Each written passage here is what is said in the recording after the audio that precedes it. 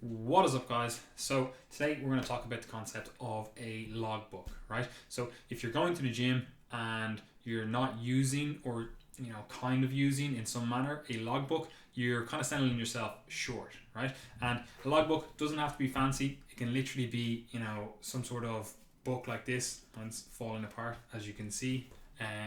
But the concept itself, pretty straightforward, right? It allows you to keep track of both quantitative and qualitative measures of your workout. And effectively, if you're not tracking, you're not going to progress, right? Well, you will progress. That's a bit facetious of me, or that's a bit of a lie from me. But it's haphazard at best, right? Because if you don't know where you've been, like, it's very hard to predict where you're going or even find your way to where you're going. So a logbook effectively allows you to standardize your workouts so that you can actually compare like workouts to like workouts, right? Now, obviously, we're going on the fact that you are actually following some sort of plan and you're not haphazardly going to the gym and just doing whatever exercises feel good in the moment. Like, obviously you can do that, I'm not going to stop you, but for most people that's not a great method of progressing, right? For most people, having a plan of action that you're going to do, a workout that you're going to do in the gym, planned ahead of time. Yeah, you can modify it when you get there if machines are out of order or whatever, but planned ahead of time and then logged, so that when you look back at that workout, next week when you repeat it, or in a month's time, or whenever it is that you come back to do that workout again, depending on your program, you can have a visual recollection of, oh, I did that many reps at that weight and it looked like this. Effectively, you're just cataloging what you did with the workout. Now, there's a few different things that you can keep track of in a logbook. First of all, the exercises you did. That's pretty straightforward. You write down, oh, this is my leg workout. I did squats, I did leg press, I did quad extensions, I did hamstring curl, whatever it is, the actual workout that you did in the order that you did them, right? Again, pretty straightforward. You're going to keep a catalog of the exercises you did. Then you're going to keep a catalog of the reps that you did, the sets that you did, and the weight that you used, right? So if you go, I did 3 sets of 8 at 100 kilo or 100 kilos for my squats, right? You keep that record, so the next time you come in, you can go, okay, I want to try to do a little bit more than I did the last time, so that I can progressively overload this movement, right? And again, that could look like increased reps, that could look like increased weight, that could look like increased sets, right? And that's what most people will keep track of in their logbook. That's generally the kind of base level of tracking that someone would do. They keep track of their exercises, they keep track of their reps, they keep track of their sets, and they keep track of the overall exercise and weights that they used for all of those, right? So pretty straightforward. However, there are other things that you can keep track of. Now, this is not to say that you must, and it's definitely not to say that everyone has to. However, what you can keep track of is some sort of reps in reserve, or RPE, effectively, how close to failure were those reps and sets that you did, So if you're saying, I want this to be a relatively easy workout because, I started a new program, this is week 1, and I want to get progressively stronger over a number of weeks, I want it to get slowly harder over those number of weeks, you can be like, okay, so I'm going to do a 3 reps in reserve for this workout, right? That's what it should be. All the sets, all the reps should be falling roughly in that kind of 3 reps in reserve, right? But you need to keep track of that, right? So if you're not keeping track of it, it's all great and well to say that it says that on your program, but if you don't do it, then it's kind of meaningless, right? So keeping track of that and going, okay, so these exercises were 3 reps in reserve. Oh, these first 2 sets, it felt like there was 3 reps in reserve, but that last set, it really only felt like there was 1 rep in reserve. So you had accumulated fatigue over that exercise, given the reps and the sets that you did, So keeping track of some sort of RIR or RPE, good idea. The next thing, keeping track of tempo, right? And that's not to say that you need to have a very, very precise tempo, like a 3-1-1-1 tempo or anything like that. Like, yes, that's definitely valuable, has its place within programming, but for you, the real reason we're going to suggest keeping track of tempo is to kind of standardize your technique. Because what you'll see far too often is someone say, oh yeah, I'm progressively getting stronger in the gym, and you look at their technique from week 1 to their technique in week 8 or whatever, you'll see they're just completely different technique. They started off week 1 it was really nice, slow, controlled, eccentric, pause in the bottom position, and then exploded back up. And you're like, that beautiful rep, looked great. And then you look at their technique in week 8, and they're as if they're two different exercises. There's no eccentric control, it's basically a dive bomb, and then there's no pause in the bottom, and they're exploding back up, but it's slower. So there's no consistency between reps, and there's no consistency between workouts, even though you're doing the same exercise, right? So you can definitely keep track of tempo. You can also keep track of rest intervals, so how long you're resting between your sets, right? And even your exercises if you want to go that far, but between your sets, right? So if you say, okay, yeah, I'm progressing the weights that I'm using, but you started off week 1, you were taking 45-second rest periods, and then by week 8 you're taking 3-minute rest periods. It's like they're not comparable workouts, right? Because you've changed one of the variables, which is the rest period. Now again, that's not to say that you have to time every single rest period, but they should be relatively similar, again depending on the goal. Like if your goal is to lift the maximal amount of weight in a given workout or for a given exercise, you're probably going to be resting longer periods of time. If you're doing some sort of like powerlifting workout, you might be taking 3, 5, 7, 10 minute rest periods in between your sets, right? But if you're going, I want some sort of hypertrophy response, and I'm going to stick to 2 to 3 minute rest periods, or maybe even less, like that should be somewhat consistent across the weeks. It shouldn't just start off at 2 minutes and then end up 10 minutes, So keeping track of that, the rest periods used, is a very valuable method, again, that you can use to progressively overload your workouts.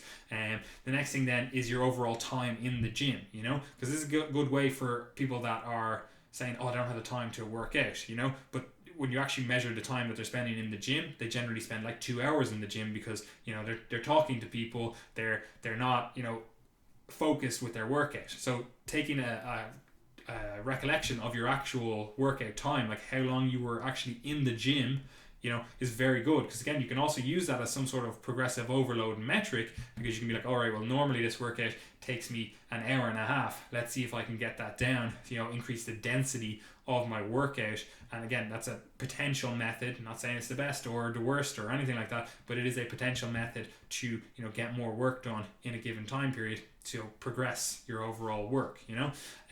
So again, keeping track of the time you spend in the gym, how long this workout took you, great idea, especially for busy people, because then you can really see like, okay, I think I'm only allocating an hour for my workout, but the workout always takes me an hour and a half. So either I have to drop off some volume or drop out some exercises, because this is not going to be conducive to, actually getting to the gym consistently long term, over time. Next thing then, you can, again, depending on the workout, you can keep track of your average heart rate, or just your heart rate in general, not even the average one. Like if you're doing some sort of cardiovascular conditioning, anaerobic, aerobic, alactic, whatever it is, like keeping track of how your heart rate responds to those exercises that you've chosen, to do your cardio work with.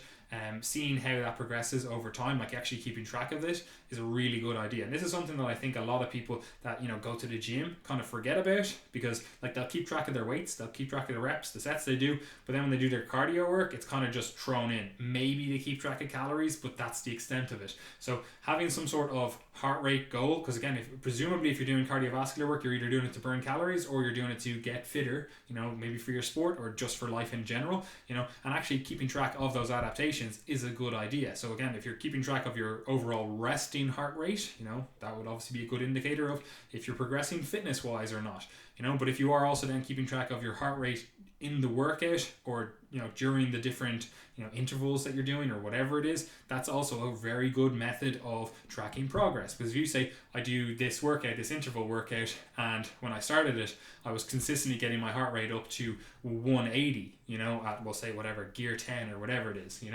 130 revolutions per minute, or PM, whatever, and you're like, oh, that got me up to 180 beats per minute. I was absolutely dying, but then you did it for 6 weeks, and all of a sudden you're seeing, okay, well, even when I do it, I'm pushing myself as hard as possible, I'm really only touching up at that 150 mark, so that can obviously be a measure like, okay, I have progressed, I've gotten fitter, because even though I'm doing the same amount of work, I'm doing the same workout, my heart rate, my average heart rate, the heart rate peaks or whatever are lower during this workout. So you can take away from that, I'm getting fitter, right? So that's a good idea. Then you can also keep track of like what time you train that, this is something that, again, people kind of don't pay attention to, even though it obviously makes a lot of sense that there's going to be times or periods during the day that you are able to train more effectively, so you might train most effectively straight first thing in the morning.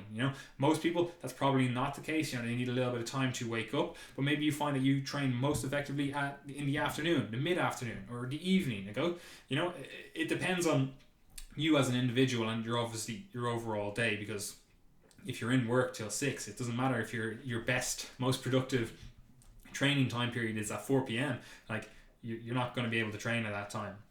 But keeping some sort of consistent log of, okay, I trained in the morning this time, but the next day I did this same workout, I trained in the evening. Like, that's a variable that you have to take into consideration. One of these potentially is in a fasted state. The other one, again, potentially after a long day's work, So, again, something to keep track of. Not to say that you have to, but it is something that you can keep a track of in your training log, right? The next thing then you can keep track of is more of the nutrition, the hydration side of things. Like, have you eaten before this? How big was your meal? What are your overall calories? Again, if you're training a given workout, and the next time you do the workout you've started a diet, like, they're obviously different workouts, because one of them is somewhat energy depleted and one of them is energy fueled. This is especially true if you're coming out of this Christmas period and you're like, I've been overeating by 1,000, 2,000 calories, started this new training program, feel really fueled, it's all great, and then you go in for 4 weeks later and you're like, my performance has actually gone down. What happened? But you realize that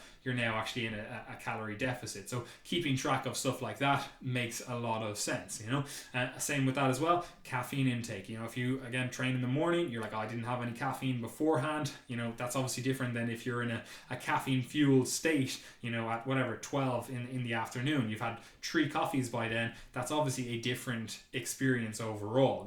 So again, something that you could potentially keep track of. Right? Again, then you can also keep track of some more subjective measures, how things kind of felt for you. Maybe again, you're like, I didn't really sleep as well. Like, sleep, you may even keep track of that in your logbook. I slept 8 hours, 10 hours, whatever.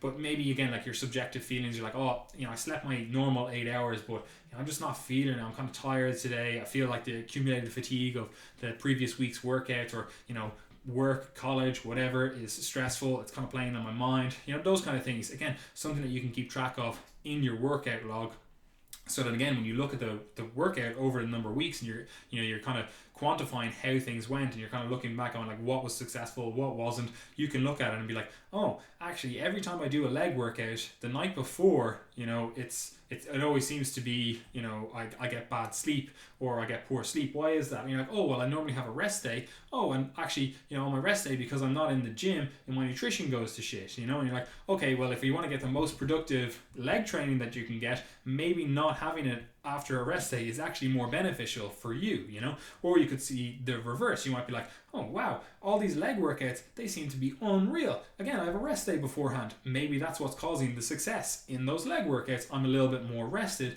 a little bit more fueled and recovered for that session. Again, unless you actually keep track of these things, very hard to see them. And this is one of the things we see with like online coaching that we do. You'll have the week spread out and all the workouts and everything, and when people are keeping track of it, and then when they do their review and send us the email at the end of the week, they're like, oh, actually, I didn't realize that all these things were occurring, but now that I've written it down, now that I'm keeping track of it, I can actually see what's going on, So it's very beneficial to keep track, to quantify and qualify all the stuff, all the little variables that are going on, and then you can more accurately keep track of why things are working, and then, hopefully tweak things so that you can have a more effective training, whatever plan, Next thing that you can control, or rather keep track of, is, again, it's a subjective one, how your technique felt, because you could be like, oh yeah, my reps were perfect, sets were perfect, I was at the right RPE, right RIR, it all felt whatever,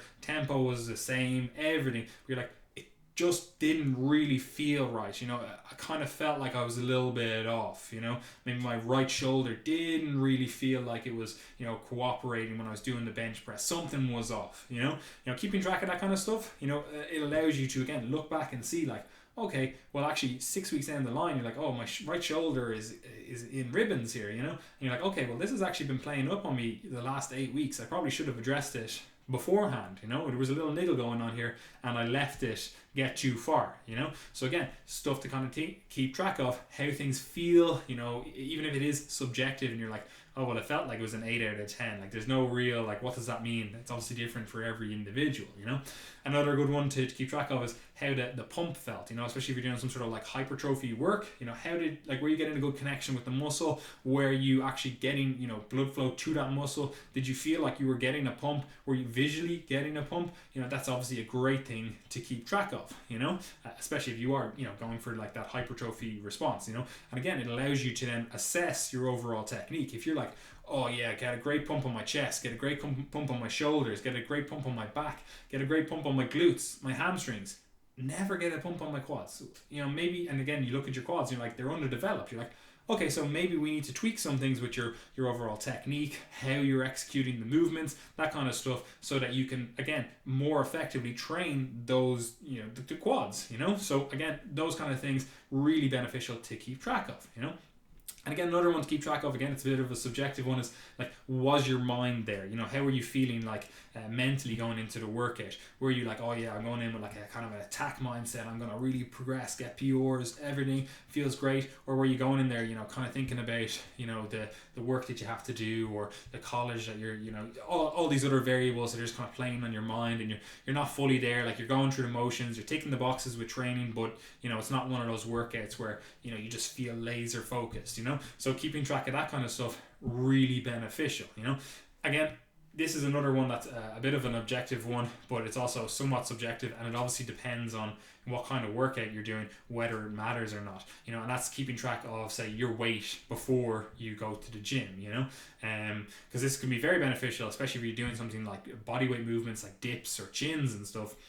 If you're doing those and you're like, oh well, like me personally, I vary about 5 kilos per day, like between the morning and the evening, so if I do chin-ups in the morning, that's a different training experience than if I do chin-ups in the evening, because I'm 5 kilos heavier, so I might go train in the evening one day, having last week trained in the morning, and because I normally train fasted in the morning, and the weight that I was using last week felt great. I was like, yeah, I'm going to progress it next week, and then I do the workout next week, but this time it's in the evening and I'm 5 kilos heavier, and I'm like, whoa, the weight I used last week, this is not the same thing. It feels like it's 5 kilos heavier, because it is, so again, that's something that you could potentially keep track of, right?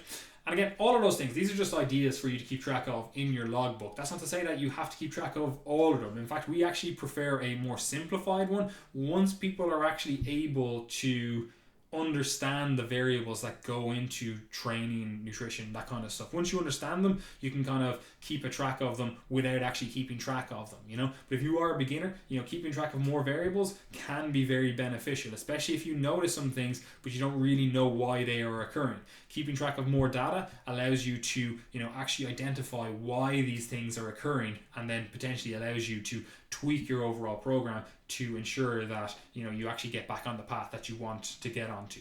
So effectively, to kind of wrap it all up, you want to keep track of some sort of quantitative measures and some sort of qualitative measures, right? Again, it obviously depends on what your workout is, what your goals are, but having some sort of logbook that keeps you on track with progressive overload, because again, that's the most valuable thing you can do in the gym, is progressively overload the exercises, the workout that you're doing. Either slowly get stronger, do more reps, do more volume, whatever it is, do things that are do techniques that are prettier. If you're doing a high bar squat to target your quads and it's a very glute dominant one, changing your technique so it actually targets your quads more, is probably going to lead to better results, So tidying up your technique can also be a method of progressive overload, but that's another video for another time, if I could speak. So yeah, that's just to wrap that up with that.